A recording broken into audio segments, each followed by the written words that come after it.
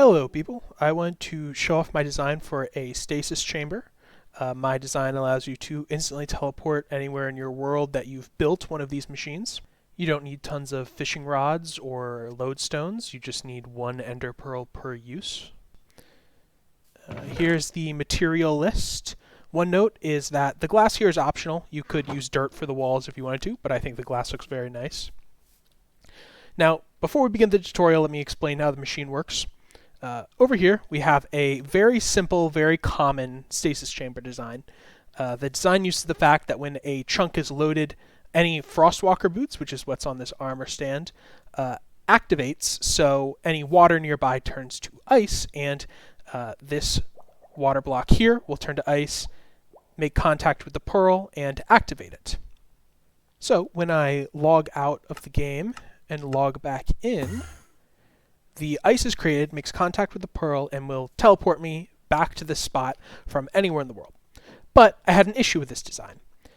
You could never log out of your world and then log back in without immediately teleporting back to wherever you built this machine, most likely your base. So I sent out to design a redstone machine that would allow you to log out and teleport. So the way the machine actually works is these boots turn this water block into ice, then the slime block pulls the ice down, destroying it. The observer here triggers the redstone signal. The signal is sent back up and turns off this redstone torch.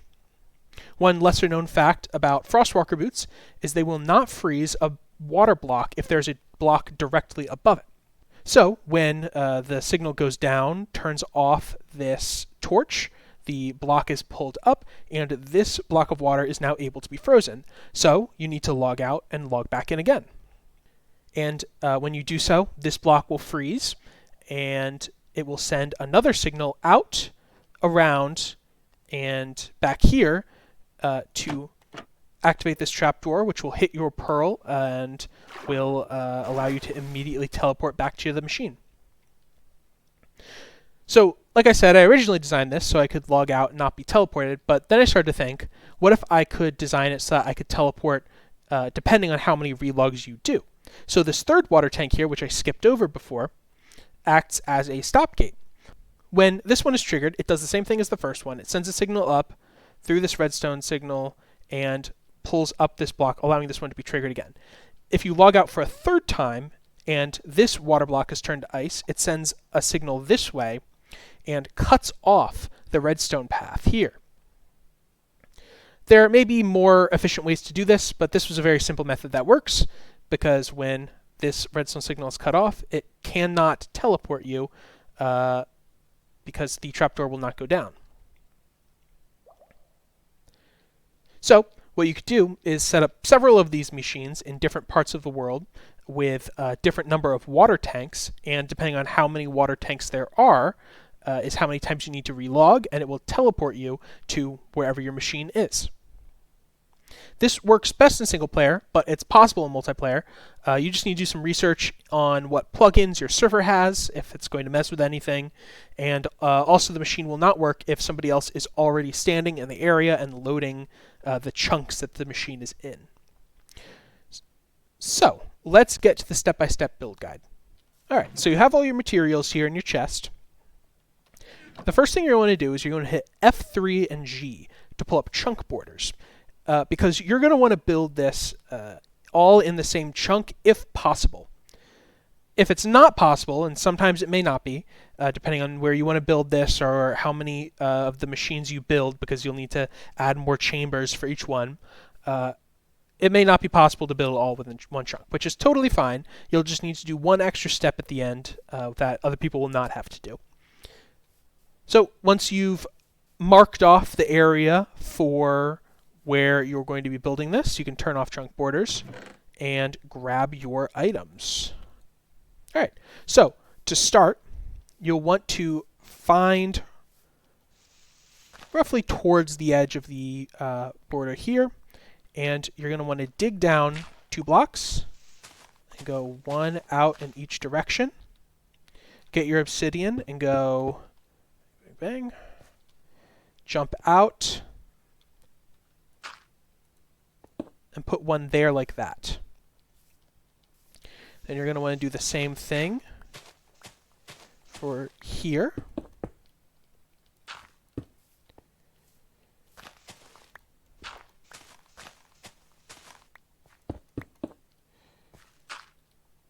Until you've got 3. Get a piston and slime block. Great. Now get your pale oak. And you're going to want to build the sides of your water tanks on top of the obsidian blocks around you, and you don't need to put anything on the one sticking up obsidian block. You're going to want to go up 2 blocks.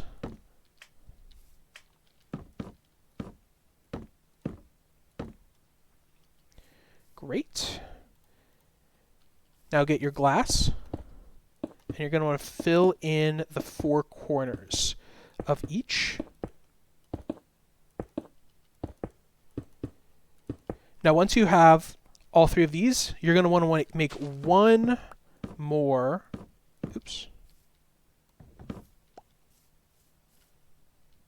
one more of these containers here on the side. Fill in the corners.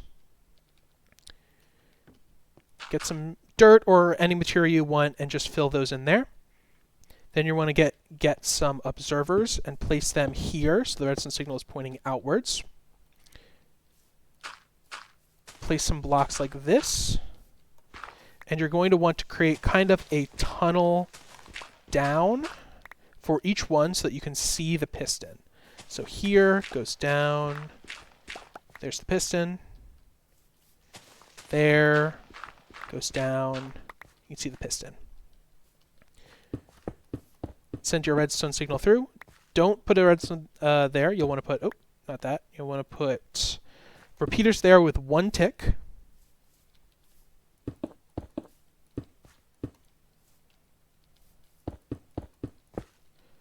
One tick.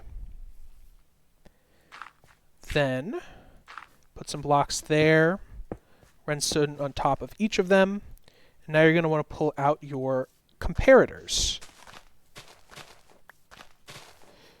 Put a comparator into each, and then you want to skip 2 blocks and place another one facing out the other direction. Now, I find it easier to, for this next step, put a dirt block, hopper, break the dirt, place the hopper on the other side. You want the hoppers to be facing into one another, which means you always need to place them on top of each other like this. Great. Now, fill in with dirt. Put the redstone on top. Now, get sticky pistons and normal pistons.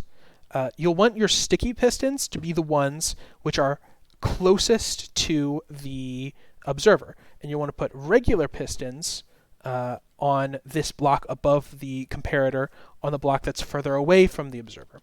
And you're going to need to do this for everyone. I like to place them just on the sides of the redstone. I find that to be easiest. And then you're going to want to take your redstone blocks and place redstone blocks along the sticky pistons. Now, earlier we had those 50 random blocks here. What you're going to want to do is split these up into having 10, 10, and 30. And you're going to want to put 10 blocks into the piston, which is furthest from your spare one that we built earlier with the dirt wall. And then the next one, you're going to want to also put 10. And then the one that's closest to the end here with the no obsidian and dirt wall, you're going to put 30. This is going to move the pistons a bit. Don't worry about it.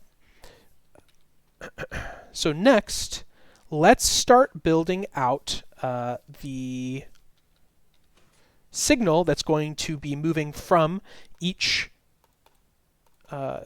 water tank into the next. So let's make sure we have our redstone repeaters and go like this, and then just build a staircase.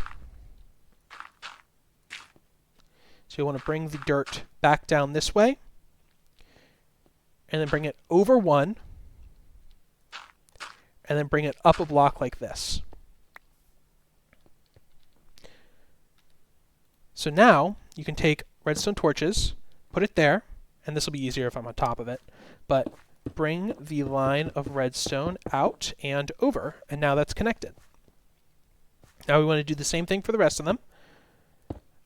Peter out, and staircase.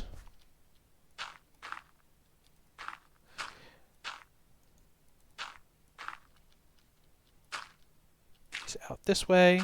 We're going to go there, and up one block.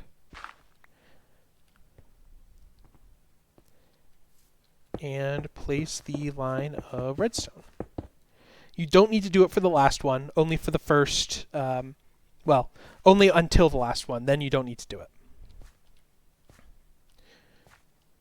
So, now that we have most of the redstone set up here, we're going to want to go back this direction, take out our repeaters, and we're going to go 1, 2, 3, 4, 5.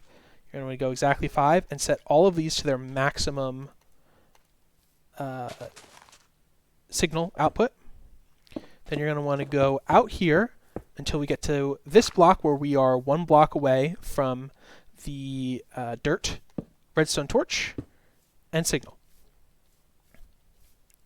Then here we're going to want to go with a repeater, sticky piston, dirt. Oh, and I almost forgot. We need this to go down 1 divot. That way this machine can push the dirt block in, blocking the signal. Now, the next step we're going to do is we're going to want to make sure we have our water source and our soul sand and our kelp, and we're going to dig down here 10 blocks, approximately, just however many kelp you have. So 1, 2, 3, 4, 5, 6, 7, 8, 9, 10. Place your soul sand, and then you're going to get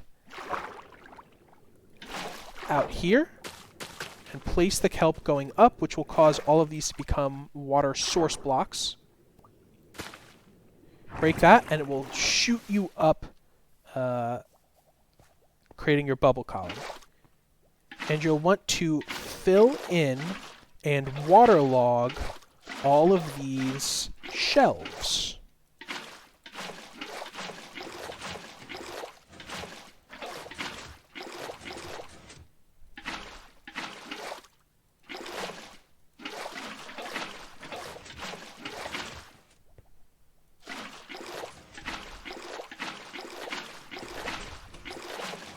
Like so. Now, let's go back over here for a moment.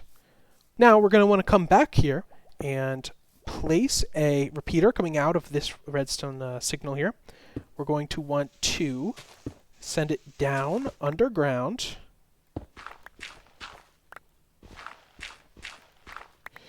And try to break open where our water column is. It's going to flood, that's all right.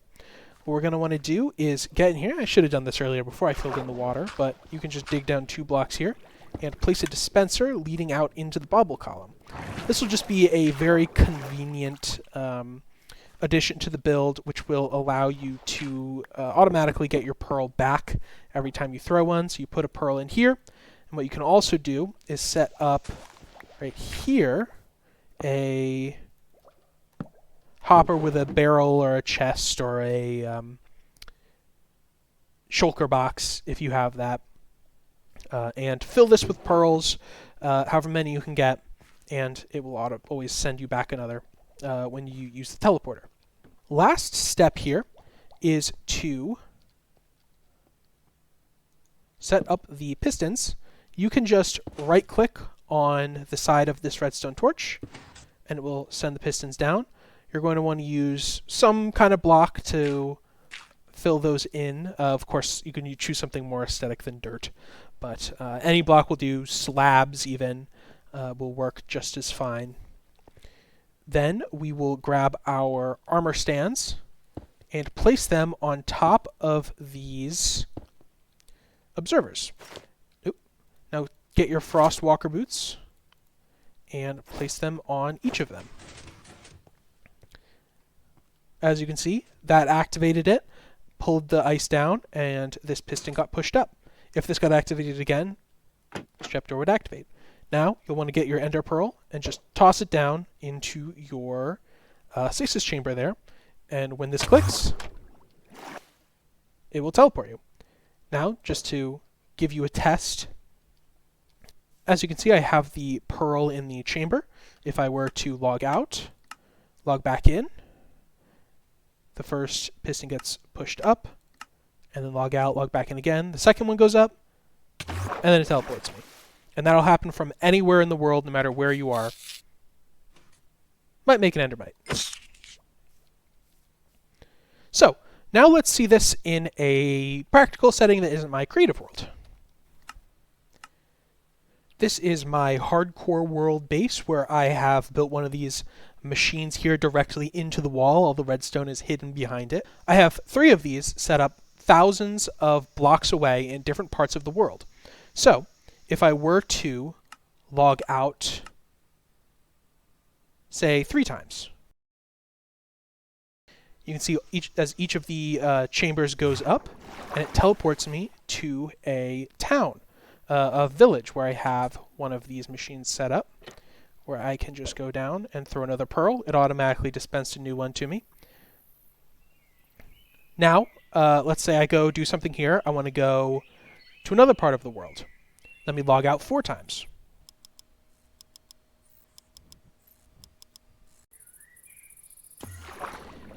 And now it teleports me to my witch farm, which is thousands of blocks away, as you can see by my X and Z coordinates. I just have to go back here and throw another pearl. Now let's say I go here, I kill my witches, get my gunpowder for my rockets, and now I want to head back home. Well, let's put on our F3, watch my XYZ coordinates, and I can simply log out twice.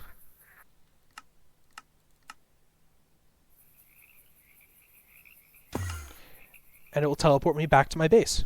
Now, if I were to just say I can log off at any given moment, and if I just do 1 relog, nothing will change because only 1 piston goes up.